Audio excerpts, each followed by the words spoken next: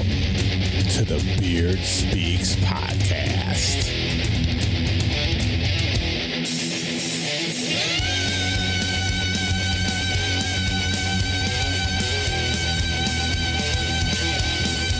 All right, guys, what's going on? Welcome back to another episode of the Beard Speaks podcast. That's right.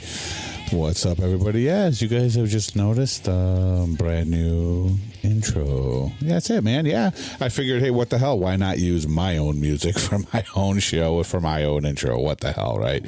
All right, guys. Well, I got a great episode for you guys today, and I'm very excited to bring back Mars for another episode of Guitars from Mars. Yeah, it's been a little bit. It's been a hot minute since we've done our episodes, and a lot of stuff been going on. But thank you guys again for always showing up, always sharing the show, checking out the Facebook page, going and social media. And I know I've been creating a lot of content lately on YouTube, so please go to www.thebeardspeakspodcast.com. That's right, and you will see links to all our social media there: Facebook, TikTok, which I have, and I know I used to joke about this all the time, but TikTok is picking up, right? So I got a lot of content on TikTok, doing some cool beard oil reviews and just different reviews and just stuff to just get some content out there that you guys have asked for, and I'm bringing it to you, man. I'm excited to do that, so it's there. YouTube also, I'm bringing the content to you guys there on YouTube, and eventually we'll be moving some segments of the show to audio and visual, so we're excited to get those things going next year, and just always growing and innovating. Yeah, sure, something like that. Anyway, so shouting out a couple of the top cities that have been checking in, man. Always shout out Chicago, Illinois on the top of the list. Austin, Texas, what's happening? Osborne, Virginia, what's happening there? Toronto, Ontario. Minneapolis, Minnesota, what's happening? Knoxville, Tennessee. What's up, Knoxville? Roselle, Illinois. We got, who else? We got Evanston, Illinois. We got Seattle, Washington checking in. Wausau, Wisconsin checking in. Cincinnati, Ohio. What's up, Cincinnati? Park Ridge, Illinois. Cedar Lake, Indiana. Who else we got on this list? Denver, North Carolina. Didn't even know there was a Denver, North Carolina. There you are. You guys are checking out the Beard Speaks podcast. Niles, Illinois. What's up? Lansing, Michigan. Dallas, Texas. Wichita, Kansas. Springfield, Pennsylvania. Wow, the list keeps going. So Odessa, Florida. I didn't even know there was an Odessa, Florida. Hey, welcome to the show. All right, guys, enough. I try to shoot those things out almost every week when I do the show, because hey, man, I'm proud of the list, and it does keep growing, and I'm very excited that you guys are enjoying the content and you keep coming back and you're sharing the show, and I get the email. So shoot out an email to the beardspeakspodcast@gmail.com. I do get all the emails. I will read them all, and in time, and be able to, whatever you guys want, some new content on the show, you got some ideas, shoot them out to me, and in time, I get to them, and I try to see what I can do. But again, I have been waiting to get this episode of Guitars from Mars for a while, so without further ado, Guitars from Mars.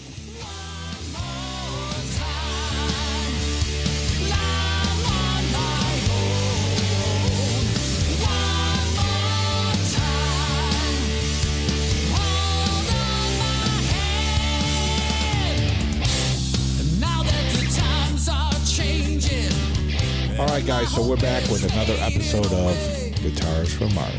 What's up, Mars? What's up, buddy? Hey, man, how are you? Hanging in there. Yeah, it's been a little bit. It's been a hot minute, as they say in the South. Yeah.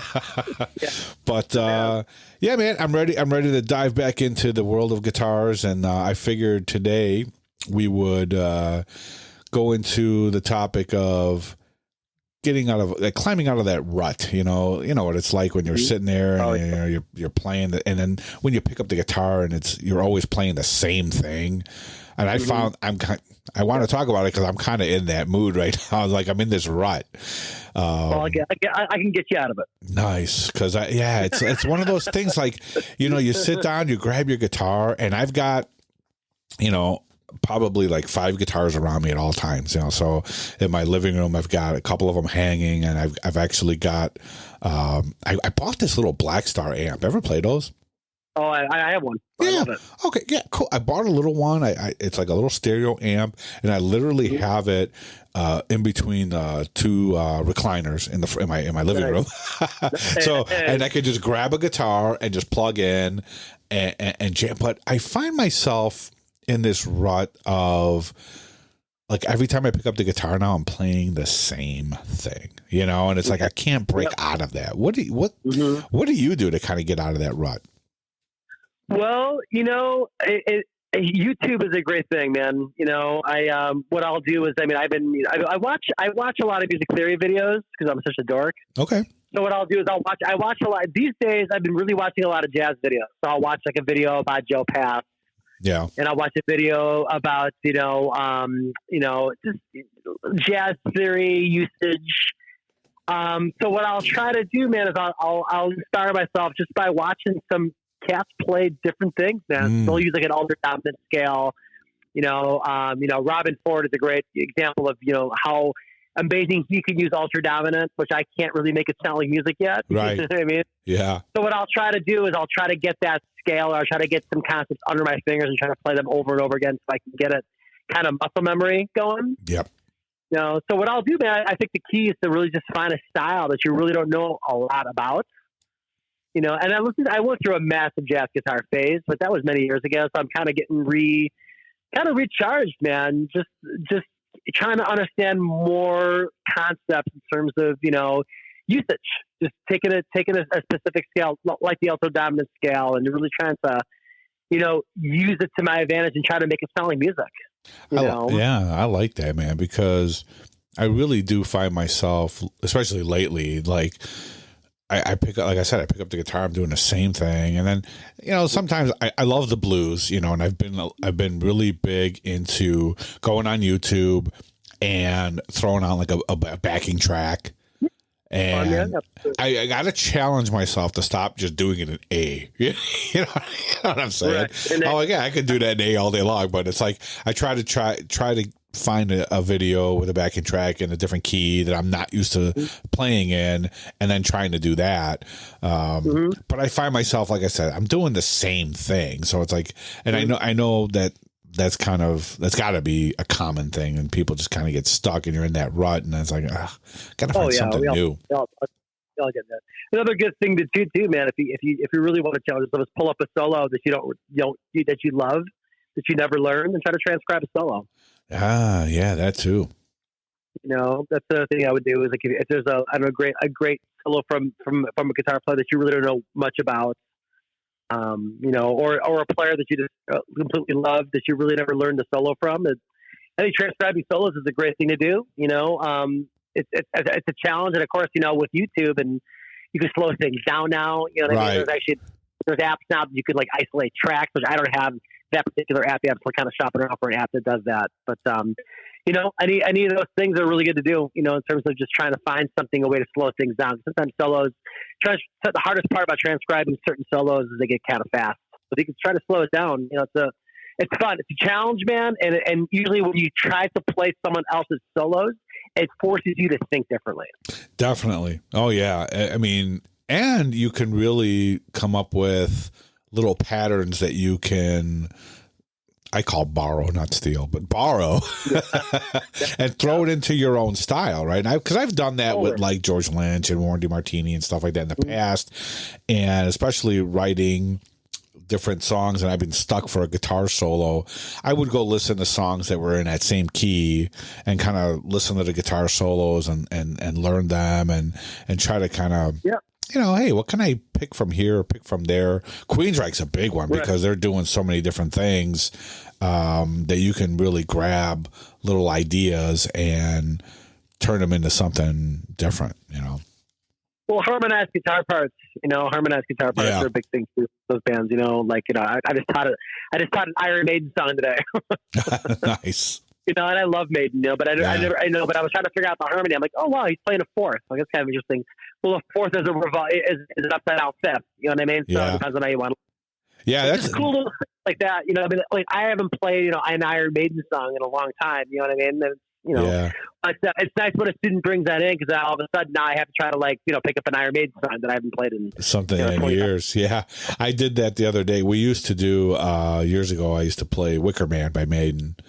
Oh yeah, and I loved. Man, there was a lot going on in that song, and it was just so funny. I don't know what made me just because again I was in the rut. Like, man, I'm tired. I pick up the guitar and I keep playing the same thing, and I'm like, hey, you know what? And I went right to YouTube, put on Wicker Man, and I just started playing along with it. But of course, I failed all over. I'm like, oh my God, how did I forget all of this? It took me a little while to get back into it and remember how to play it. But yeah, man, it's one of those things that I know everyone goes through that phase, and they're kind of stuck, and it's good to always. And I know we touched on this kind of subject before, where as a guitar player, it's good to always expand outside your box. Right. Like, for me, like reading, I have a problem reading rhythm. I could read okay for a rock player. I'm a pretty decent reader for a rocker, but reading rhythm is really tough. So I just I'll pull up a tutorial on how to read rhythm better. You know what I mean? Okay.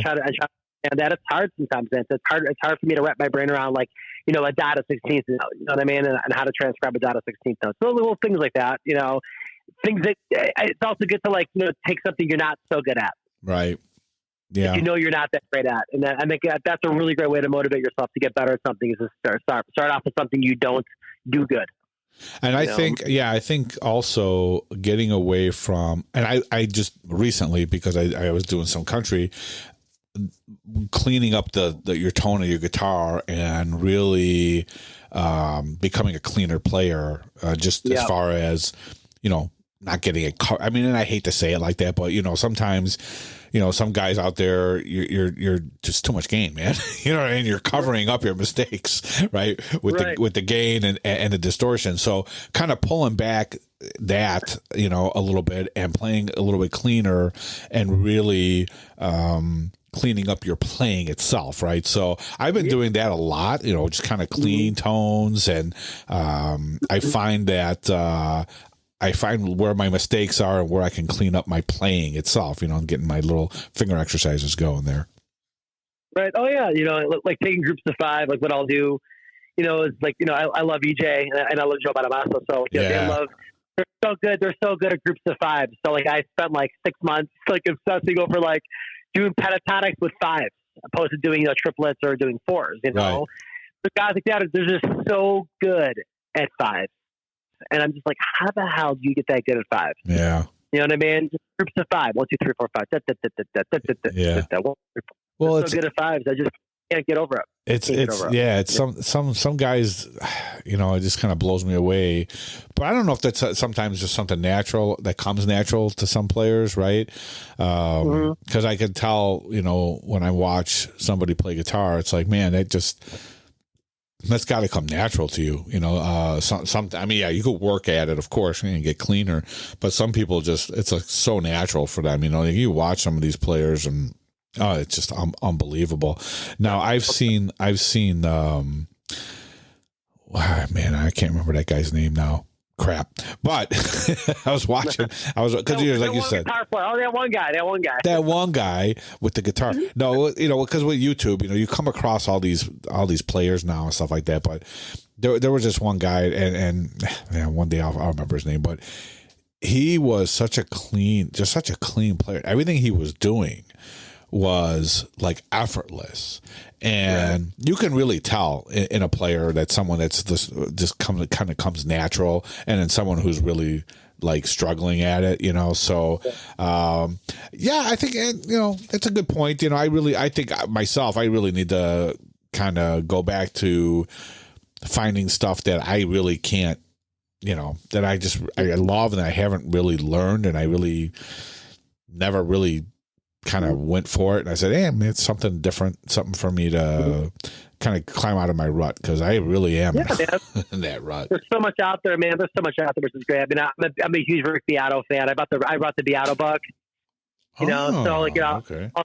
I studied some stuff how Beato, how he approaches certain arpeggios and stuff like that. So one of his practice methods is, I bought a freeze pedal, an electroharmonic freeze pedal. So I'll pop on a freeze pedal. I'll play a ninth chord, an E9 chord, right? and I'll try to find all the arpeggios up on the neck of an E9 chord. And so I'll hold the freeze pedal down, as my sustaining chord, and just try to warm up that way. Just pop up, put up the E9 chord, and for instance, and just try to find different patterns of E9 up and down the neck of the guitar. That's cool. Yeah, just something different, and just something to keep you working. So, what about I've been really interested in this whole movement now of using I know there's a word for it, but instead of using your amp, they're using modelers, right? Mm-hmm. And it's like this whole new world of that. And how much of that have you really gotten into? Because I've kind of had a little bit of fun with that with my HX Stomp, and I really finally was able to tune in some of the tones that I really have been looking for. And I'm tired of dragging all my heavy gear, right? Yeah, for show. So I just recently pulled the trigger and just went direct. And nice. I was like, holy shit. And you've been doing that for a while, right? Yeah, it depends on the gig. If I'm doing a gig that I'm running ears, yeah. Let's say like a band, I'm working with a band that's running tracks and running ears, I don't bring an amp out.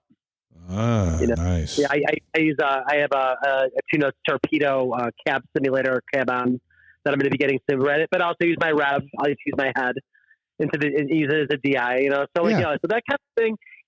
There's a new Fender one that just came out on the market a few weeks ago, and it's getting a big buzz. I just saw that.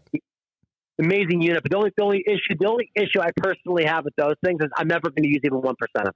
Yeah, I know. You know what I mean? I love them. I love the concept of it, but I just know how I am. I know that I know I have already on my board. I have 5 overdrive tones that I use already. That's plenty, and a killer clean tone, and that's plenty.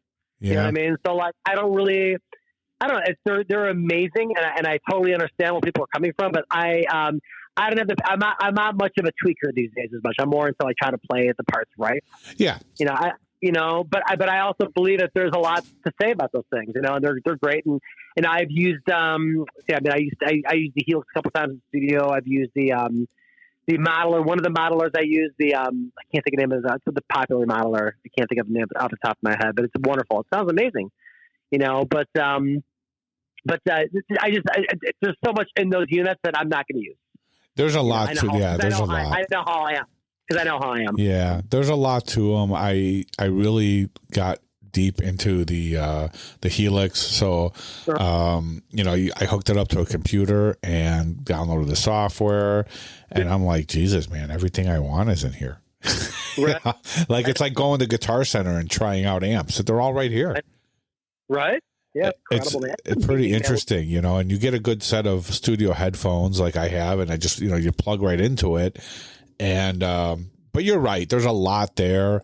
And I find myself always gravitating towards, the same thing, and I'm just like, okay, obviously this is a sound I like. And, if I'm playing a certain type of music, you got all your Fender Deluxe amps are in there and reverbs and, all the classic pedals are in there. So you really find a lot of the tones and a lot of the sounds that, we've been using for years.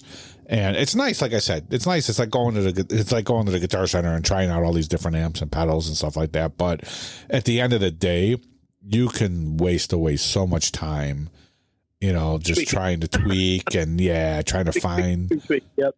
Oh my God, man! But I had fun with it, and I did it, like I said, for the first time going direct, and it was nerve-wracking because I've never, in all my years, have never had my amp behind me, and it was just like you had to count on the sound guy, like, hey, I don't want my monitors to go out because we were not using in-ears. Okay. It was just floor monitors, and I did have a recent issue where I thank God I had my amp behind me, but my monitor completely went out for like 2 songs. Oh. And I was like, oh my God, man, I don't hear anything. And of course, you got this huge crowd out there and you're looking for the sound guy because he's walking. Nowadays, they walk around with their iPad. Yeah. They're never in the same spot. And I'm like looking for this guy frantically pointing at my monitor, like, hey, the monitor's not out. Pointing at the monitor and then pointing at my ear, when I'm trying to play. But no, like I said, I had a lot of fun doing it like that. We're just going direct, and it did sound great. Listening to the playback and listening to some videos. I think I really nailed down the sounds that I wanted, and it's really nice to be able to go into a studio. I work with this R&B guy sometimes, and he's like, hey, can you lay down some guitar track for this or that? And it's just something where I don't have to drag gear with me. I can just bring my pedal boards all set up with my Helix and everything, and I just plug directly in and just start playing. Here, you want this tone or this tone? I mean, it's a brave new world, man. It's good to learn new things and to readjust. And I think the key of overall, man, is staying fresh, man. Always try to learn something new about yourself, about your tone, about different players, things that maybe you don't know really well, and just try to keep fresh with the idea of that you're always trying to seek, you're always trying to learn. And I think once you become a true seeker of something new, of something that you haven't explored yet, I think that's when you always grow, no matter if it's a tone or a playing. If it's tone or if it's something you haven't done on a guitar yet, when you pick up a guitar, it's always to me, when I pick up a guitar, it's a million things. Right. There's so many things you could do with the guitar. You could be a finger picker. It could be a blues player. It could be a rock player, a metal player, jazz player, R&B player. There's so many things you could do. It's endless. Because you can do so many different things and come up with some cool different ideas and different riffs. Yeah, I believe it is, man. I believe it is. But also, it's almost like there's almost so much in those that it's almost like you get paralysis though too. Yeah, that is true. Paralysis. It's like there's so much. What am I going to do? It's like overwhelming a little bit too. I mean, we grew up playing through. I grew up like you playing through a Marshall half stack. You know what I mean? Right. I had an overdrive pedal, a DS1 that I bought at Minstrel. Yeah. You know what I mean? Like 1988. You know what I mean? That was it, man. Plugged into a Marshall, and that was it. I had a delay pedal and a chorus pedal. That was that. And it's like it's funny though too. But also with all those options, it's hard to really find your true sound. As you said a few minutes ago, you always kind of resort back to what you like. You resort back to that one or two tones that you think are really awesome. Yeah, I try sometimes, like I'll listen to, you go on YouTube and you find these players, like I said earlier, and there's so many of them out there, and, you run across and you're like, that tone sounds so nice, But again, like a lot of these guys are also playing with modelers and just going, directly to their camera and however they're doing it. I don't have a setup like that, so I don't know.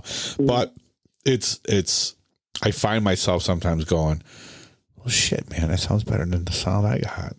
How do they get that, And then I go back and I try to start tweaking it again. I'm like, man, I'm really looking for, that. And right now you'll see that there's guys out there selling their presets. That's a big thing now too. Mm-hmm. Right. Oh, that's cool, man. That's super cool to do that. And, it's also in context. Like, sometimes there's some certain guitar tones that don't sound good by themselves. Right. You know what I mean? There's a certain tones that just sound good in the context of the song or the context of the music that's happening. I mean, you realize, oh my God, that tone is kind of bad, but it's kind of good because it fits the song. It fits the song, yeah. Although I've never had anything bad to say by just somebody plugging into like a dual reverb, or just a Marshall, just getting that tone and getting that sound. Especially with tubes, you just can't beat that, and that sometimes sparks my imagination and, just kind of rolling back on the pickups, a little bit on, on the volume and bringing those in and kind of breaking the pickup up or just kind of bringing it down and getting that real, creamy like tone. And it just depends, right. If you're using, single coils or the humbuckers, and then it's like, your different humbuckers and the different sounds you're getting. I think all of that really wraps around that imagination of when you're writing. Cause I know for myself, I could pick up every guitar I have, and that's, God, poor wives out there and girlfriends. Listen, every guitar sounds different to us. Even the same guitar. Yeah. Even the same guitar. Yeah. The same guitar could make so many different things, but like every guitar I pick up, is a different feel. I can play a different song, something, you'll spark a different, I don't know, just something different from another guitar, from one guitar to another. So, those are things that I know not everybody has the luxury to have, 15 guitars laying around. But when you go to Guitar Center or go to a guitar shop and you just start playing these different guitars, you really kind of get the idea of that. Although when you go to the store, man, none of them are set up the way you want to play them too. So, that's yeah, man. So, something happened to me. I a couple weeks back. There's always a learning moment, right? A couple weeks back, long story short, I sprained my middle finger on my left hand. Oh. 2 days before a show, I was freaking out, and then I get down to the gig. I'm on 800 milligrams of ibuprofen getting through the gig, yada yada yada. Then my pedal board exploded on me and stopped working on me. Oh man! You know what I mean? That just totally stopped working on me. And the guitar player that I admire was right in front of the stage from a really well-known band who I befriended. So here I am playing 80s rock. I'm in the Journey. This is the Journey tribute band that I play with. So my fingers messed up, and then I couldn't, and I had to finish the show straight into a Fender Deluxe. So here I am playing 80s rock, and it's all delayed in chorus, right? Right. Dude, but I got through it, man. I got through it. Yeah. And my band leader's like, most guitar players would have freaked out, but you went straight in and you didn't fear it. I'm like, man, I was in a lot of pain. I didn't have my delays, of course, because I was straight into an amplifier playing 80s rock, right? And it freaked me out. It freaked me out, but and he's like, well, how did that happen? How did you figure out how to do that? Well, I played a lot of blues gigs. Right. Right. Where I was straight into an amp, and it's like even, but then my point with telling that quick story is you learn as you go, man, and you have to figure it out, man. You always have to rise above. You know what I mean? Yeah. And I cranked up the volume on the Deluxe, right? And I just lowered it for cleaning up. So I would lower the volume, the poor man's clean tone, right? Yeah, that's the poor man's clean tone. And I got through it. I got through the last 5 songs of the set, man, with a sprained tendon in my finger and no delay, straight into an amp. But my point is, man, you learn as you go, man. Always in life. I mean, yeah, that's true. I mean, that's what really makes you a better guitar player is, not having to rely on, I mean, we all rely on the facts and things like that and, in different tones. Right. And I know some people, they won't even play if they don't have their tone or their sound. Right. Or they'll just shy away from that. But it says a lot. Delay guy. This guy was such a delay. I mean, like those songs. You know what I mean? Yeah. I mean, that's his signature sound. Do it, man. If you're a guitar player, you got to freaking do it, man. Yeah. Especially when you're up there and it's a paying gig and you're working. Gig, man, paying gig. Right. And I'm through home. You know what I mean? It's in the middle of it's a new venue that they luckily they loved us. But you never know, man. You have to rely on your talents, man. And I think the most important thing to take away from that is to really just realize that, it's important to really know the material.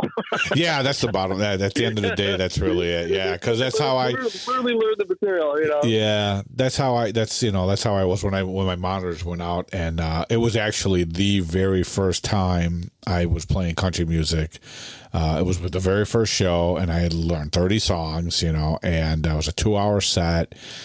And I'm like, I don't hear anything. My monitors are completely dead, but I knew the material. I worked hard on everything, and I learned all the songs. And I'm like, okay, man, this is where you follow along, listen to the drums. At least you could hear the vocals out in the house, right? And just rely on what you know, and that's all going back to, what we've always talked about is just, rehearsing on your own, practicing on your own and getting to the gig and knowing the song and knowing what you're doing because you spent the time at home to work on the actual song. Right. That would tie us back into the original, our original thought of today's talk is, getting in a rut. Well, the way to really get out of a rut is to really, really know the material. Right. Yeah. You know what I mean? So really rehearse if you really, really know the songs extremely well. That in many ways is something new because then you're having to create something the best of your ability every time. You know what I mean? So that's in many ways getting yourself out of a rut because it's really trying to master the songs that you're going to perform. You know. Yeah, that's 100%. I think I have to, because I was not in a rut when I switched over and had to learn all these 30 country tunes. I was not in a rut because I was playing something different. Right, I was doing a different thing. But now, like I said, it's been a while, and now I'm back into that. Like, oh crap! Now I'm playing all the same stuff again. So I got to find a way to break out of this. Dude, I just bought a looper. I'm trying to learn how to use looper because I want to start doing more solo gigs. Yeah, you know, I'm not a good looper. I'm like a looper. I mean, I don't know anything about it. So I'm really trying to watch tutorials on looping, and because I want to do, you know, of course I'm a singer too, so I want to do. I've been doing 3-hour shows by myself for a long time, but I never really truly felt my 3-hour shows were that convincing. This is the way to do it. It's hard to do, man. It's having to learn like a new instrument, even. A looper is literally like having to learn a new instrument. That's probably the best way to think about it. You know. Wow, that's pretty interesting. Yeah, I've never used one. So what are you doing with it? You just kind of looping the rhythms behind you, or rhythms and on this particular looper, this Pigtronics one, you can do verses and choruses, which are pretty amazing. Okay, you know, that's part of it. The other aspect of it too is I want to start like, being that those are for acoustic shows. I want to start tapping. I want to start putting a beat on my acoustic guitar, like tapping a beat. Yeah, the instrument itself, kind of like Tommy Emmanuel style, and playing on top of that, you know, that beat, and then building my chord changes over my beats. Okay. You know what I mean? And I'm just fascinated by it. And I know that it's hard to do, but I also know that I really want to start to augment my solo shows. That's cool. Yeah, definitely something different. Yeah, that's why I was playing around with my Helixes. I know there's so much stuff in there you can do. I haven't even scratched the surface, you know. Right. Right. And I know I've done I have to go back now and kind of adjust because every patch the levels are off. I'm like, oh man, it's got to be seamless. You know what I mean? I'm probably a sound man's nightmare right now with that thing, but I'm new to it, right? You know, I've always been, you know, here's the amp, here's my master volume, here's my channel volumes. I know where I'm at, right? And then all I really need is a volume boost for my solos. That's it. But with this thing, you know, there's snapshots. So what I really like about it is that I can create, so if I have my, say, Soldano, right? And now I have my lead, my rhythm, and my clean channel. So I have all that, and it's in snapshots. So I can go snapshot 1 is just my rhythm, snapshot 2 is my lead, blah, blah, blah. And then I can snap over to the next channel and have the 3 snapshots for that other amp, and I could have like a 5150, you know. But now they're not level, so they don't sound like, you know what I mean? It's not consistent sound across the board. So you got to go in there and adjust all the leveling and everything like that, which is something I got to do. But I really enjoy that. But there's so much more to it that I've been watching some videos and I'm like, I know there's something you can do where you can hook it up and you can, like you were talking about earlier, going through YouTube videos and rewinding and fast forwarding or slowing them down. There's something with the pedal that I can do that with. That's awesome. And it's awesome. But again, like I said, I have never, I know there's a tap tuner on there too, and all kinds of stuff, you know. But like you said earlier, there's so much that you don't even use, and you won't even, you know. I don't know. It's just a whole new world. There's also things we always use. I'm a huge tap delay guy. I love tap delays. Yeah. You know, so I'll tap in a delay for like a solo, you know, right. in the temp song. I've become super reliant on tap delays. Okay. No, it's cool. Yeah. I like when I try to create a lead tone. I always I got to have delay, not so much chorus. If it is, it's very very very very minimal, but reverb and delay. That's what I'm big on, reverb and delay, and that's just it just depends. You know, like obviously on the settings, but I'm always searching for that. Like Lynch or Satriani, I love his lead tone. Mm-hmm. Oh yeah, man. You know, but of course, Neil Schon. I mean, dude, that like you were talking earlier, Journey. Those leads are just like butter. Yeah, they are, man. You know, and I didn't grow up playing Journey music. Right. You know what I mean? Like, but it's a challenge, man. And I always admired him as a player. You know, of course, I'm doing the Santana tribute band too. You know what I mean? He learned a lot from Santana. So the funny part about it is now that I'm starting to see that the correlation between those two players more now that I'm doing both of them. You know, pretty cool. Huh. Yeah, that's pretty cool. You know? That's nice, man. Yeah, I mean, I definitely will take your advice on just trying to check out different things. What's really funny is I do, and if anyone listening out there, you got to go check out Mars's Facebook. So I'll put a link on I always do on the show notes, but I always love your little snippet videos that you put out there with different like techniques for guitar playing, and you have like your Vocal Friday stuff, right? But I love that stuff, man. I'm always checking out, you know, and like, hey, what's Mars doing on this? So you got a lot of cool ideas out there too, and I love those little videos because everybody has a different approach, and none of us should ever walk around, because I know there's guitar players out there, and you know, shame on you if you are one of these that think you know everything, because we don't, you know, and we're always learning and always evolving, and you can always learn. Student of life, man. Oh yeah, you know? Yeah, definitely. So awesome, man. Yeah, I think that that's a wrap. Cool. I think that's a wrap, man. Yeah, it's just man, what a gloomy freaking day, though, man. The Chicago weather has sucked today, and I'm just looking for some sunshine. I'll tell one quick story before we boogie. I had the pleasure of checking out 38 Special. I've always loved 38 Special. They're coming to town here. Great. Are they? They're coming to Seattle too. They're playing down the road from my house. Actually, you got to go. So cool. We were in Knoxville, Tennessee, a couple of months ago, and for the hell of it, we went to the Knoxville County Fair, and 38 Special was playing. Cool, man. For $15. So we had a oh man, all the hits, and just what do you want to call it? Southern rock, whatever you want to call them. Yeah. That tone, and that just like it just brought you back to, you know, childhood, you know, because I mean, when we were growing up, you know, they were hitting in the radio and stuff like that. But man, what a really cool show, and just that energy that these guys had on stage, and the vocalist, his original vocalist, and sounded amazing.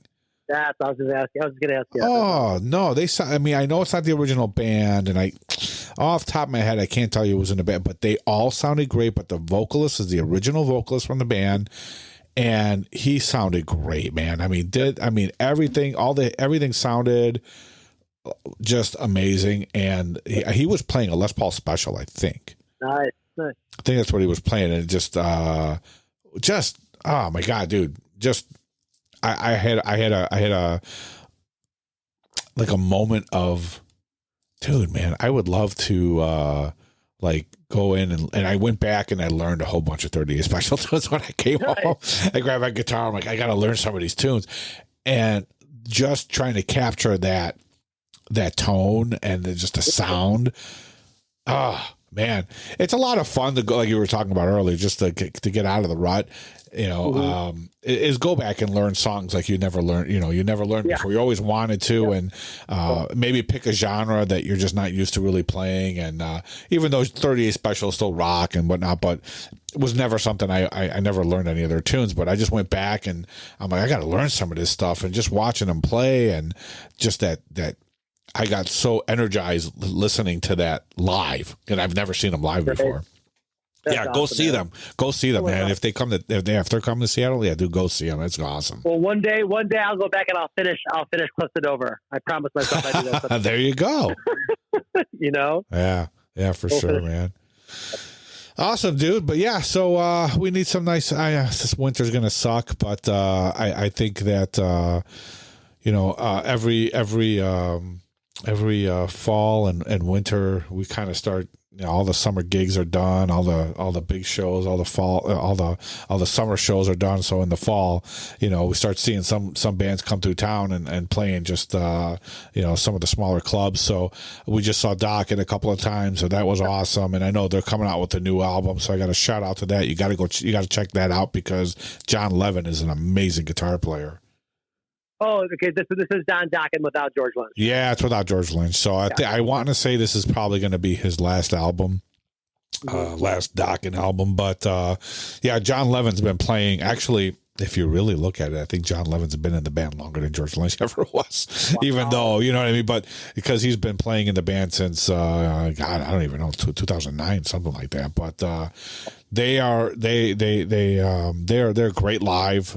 Don really doesn't have his voice anymore, but the band itself is phenomenal live. And obviously in the studio, his voice sounds pretty decent. So they got a couple new songs out that I checked out, and their new album's coming out this month. But it's just something to look forward to for learning some new licks for me. There you go. Is he much like George Lynch, or is he very different? He does have like that Lynch vibe to him, but he is different. He does his own thing. If you really listen to, I think in the beginning, but when you do watch him live, he does justice to the old songs. I mean, he really does. Sounds amazing. But when you listen to the newer Dokken material that he's been on now, and he's done a bunch of albums with them now, and it's close, kind of the same. It almost feels like Dokken has like a signature sound, and no matter who's playing guitar with him, because Red Beach played guitar with them for a while. Oh, he did. Wow. Yeah. Okay. Oh, yeah. He did an album with them, and he did a live album with them, and that album was phenomenal, also. But yeah, that was the all original members, but just Red Beach was in instead of George Lynch. Yep. But Jeff Pilson was out of that. Jeff Pilson was there. Yeah, Mick Brown. Mick Brown, since now he's retired, but it was all the original members, just not George Lynch. And I actually saw that tour too, and he was great. Now he's nowhere style wise like Lynch, but that album was really, really good. But John Levin, he is pretty close to George Lynch, but as far as style wise, but he has his own flair. He was the original guitar player for Warlock. Oh, okay. Oh, wow. Okay. Yeah. Yeah. He's also an attorney. He's Don Dokken's attorney, which is really funny. Yeah. He's a music attorney. Yeah. Yeah. I talked to him a couple times. He did some stuff for me, for my band, legal stuff. Oh, man. Yeah. Really, really, really cool guy. And, but his some of the new stuff I just listened to a couple of tracks off the album. It comes out sometime this month, but just amazing. And I can't wait to get my hands on the album so I could learn some of these new licks too, because that's how I've kind of been like just to get out of this playing the same thing again. But I love when the new stuff comes out, and I try to pick up and play that. So I haven't even listened to the new Metallica, which I do want to listen to. I just haven't picked that up yet either. But that's something. Anyway, but yeah, man. Like I said, the weather sucks, and I just I get kind of like down when all the summer gigs and stuff like that are over with, and it's like, man. But it is what it is. Here's the season. That's it, brother. But I always love talking to you, man. And let's. I know it's been a little bit because a lot of stuff's been going on, but we'll pick back up and try to have more of our Guitars from Mars, because this is always a lot of fun, and I love guitar talk. I do. I love guitar talk too. Makes two of us. That's it, man. So, and everybody out there, like I said, check out Mars's page on Facebook. I'm going to put a link in the show notes, and you got to go check out all his videos that he does, because they're awesome. And someday, once we get things rolling a little bit more here, I am starting to get. I wanted to surprise you on this, but I am trying to get some equipment set up where we can start doing some YouTube videos for our Guitars from Mars. Well, we're going to have some fun there. So hopefully by January, I will have all that stuff's kind of set up so we can I don't know how we're going to do it. If we're going to do it, there's a couple different softwares I'm looking at where we can jump on and we can start doing it like that, and that'll be a lot more fun too. Absolutely. Pretty cool. Awesome, brother. Well, you have yourself a good one. Thank you very much. Everybody out there, I want to say thank you again for always checking us out. And Mars, any last words from you? No, man, just keep it fresh, man. Always get out there, man. Always try to learn something new. There's so many sources and so many things you could do nowadays to enrich your knowledge and to not get bored. It's endless, you know? Very true. Smart words.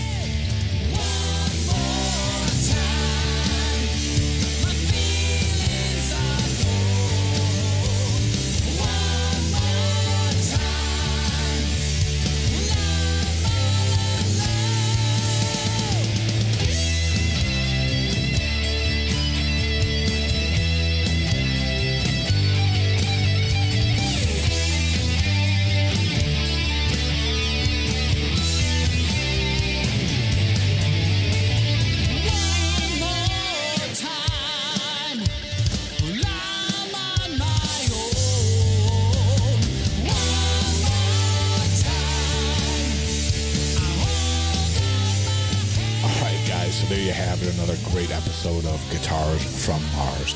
All right, guys, so where can you guys pick up the Beard Speaks podcast? On all your favorite podcast streaming apps and websites. Awesome, man. Check out www.thebeardspeakspodcast.com. And don't forget, you can always send us an email at thebeardspeakspodcast@gmail.com. We will see you next time.